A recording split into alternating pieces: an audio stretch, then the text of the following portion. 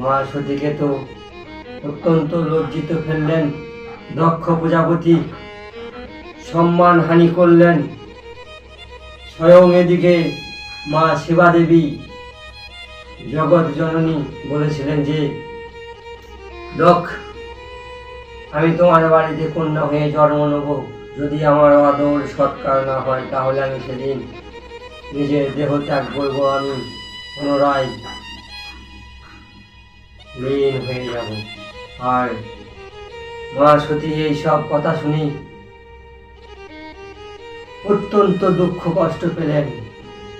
তাই মা সতী ওই যজ্ঞাগুনে নিজের দেহকে ত্যাগ করলেন। আর সেখানে হাহাকার লেগে গেল, কারণ যজ্ঞাগুনে দেহ ত্যাগ, সেই সব ভগবান শিব, আমার তিলকীর নাথ, সব ধ্যানে তো বুঝতে পারছেন মায়াধারী লীলাধারী, সেই সব দেখে কাল ভৈরবকে পাঠালেন আর সেখানে নিয়ে আসার জন্য সমস্ত যত প্রাণী ছিল সেখানে শেষ করতে লাগলেন। তারপর মা সতীর দেহ নিলেন বীরভদ্র আর এই পৃথিবীকে ধ্বংস করার জন্য তাণ্ডব শুরু করলেন।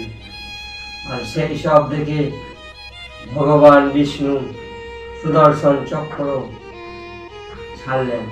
ওই সুদর্শন চক্র ভগবান শিবের কাছে লাভ করেছিলেন। একটি অসুর প্রবল হয়ে উঠেছিল, তাকে শেষ করা সম্ভব ছিল না।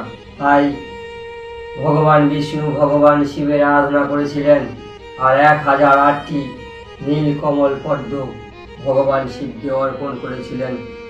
কিন্তু একটি পদ্ম 1000